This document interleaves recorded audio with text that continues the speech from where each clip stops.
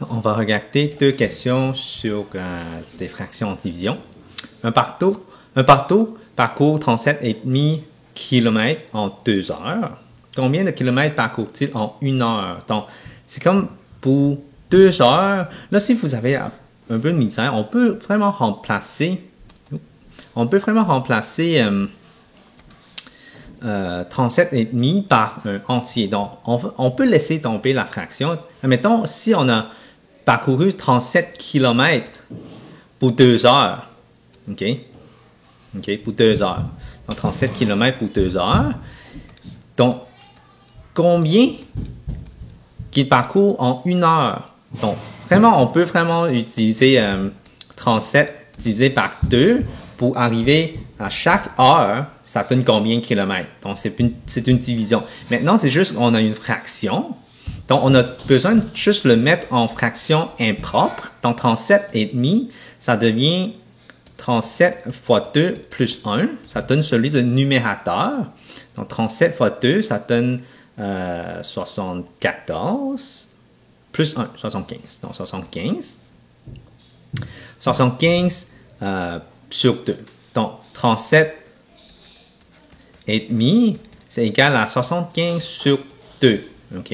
Donc, ça, c'est la fraction équivalente. Et puis, ça, c'est pour 2 heures. Donc, on a besoin de diviser pour 2 heures. Donc, 75 sur 2 divisé par 2. Donc, une division, c'est comme une multiplication par inverse. OK?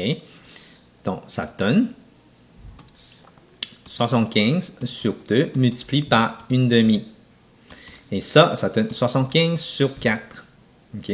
Avec 75 sur 4, donc, on le reconvertit en un nombre fractionnaire. Donc, si on divise ça, ça donne 1 et...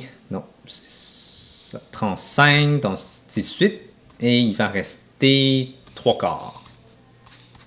Donc, on peut faire ça en fait une division. Là. 75 divisé par 4.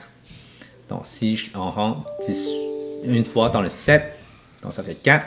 Donc, 35, on fait 8, 32 et ça reste 3. Okay? Donc, ça fait 18 et 3 quarts de kilomètres. Donc, c'est sûr qu'ici, je n'ai pas répondu avec un titre et une phrase complète pour la réponse, mais ici, c'est juste pour vous comprendre comment on fonctionne avec une division de fractions. Je l'explique avec plus de nombres. Là. Donc, en fait, normalement, on met un titre pour chercher le nombre de kilomètres par heure. Donc, nombre de kilomètres par heure. Donc, ça, c'est plus le titre. Et puis, la réponse, c'est plus il parcourt 18 et 3 quarts kilomètres en 1 heure. Et voilà pour cette question-là. Donc, j'ai préparé une autre question ici. Francis a un contenant de 4 et 1 quart litre de jus de pomme.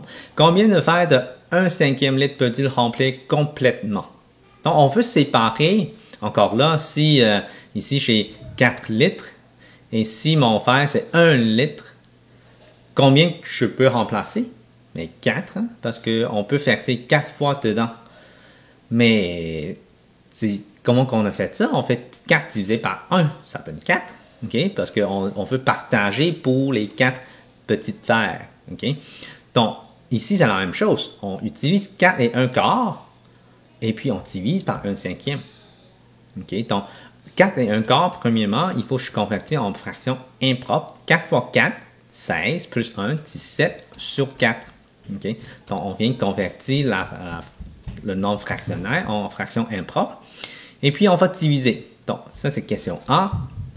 On prend 17 quarts divisé par 1/5. Donc, ça donne 17 quarts multiplié par 5 sur 1. Est-ce qu'on peut simplifier? Non. Fait qu'on va juste multiplier 17 fois 5. Ça donne 85 sur 4. Là, on va diviser pour avoir le nombre fractionnaire. 85 divisé par 4. Et ça va me donner 21 et 1 quart. OK? 21 et 1 quart de nombre de verres. OK? Mais sauf que je ne peux pas avoir un quart de verre. Donc, la réponse de A, ça serait, il peut remplir 21 verres. Donc, en effet, on a déjà répondu pour la question P, là. La question P, c'est combien de verres faut-il pour vider complètement le compte contenant? Il reste quoi? Il reste un quart. Fait qu'on va en ajouter un autre. Donc, ça veut dire qu'il a besoin de 22 verres. Il a besoin de 22 verres pour vider le compte contenant. Et comme ça, c'est les réponses de cette question.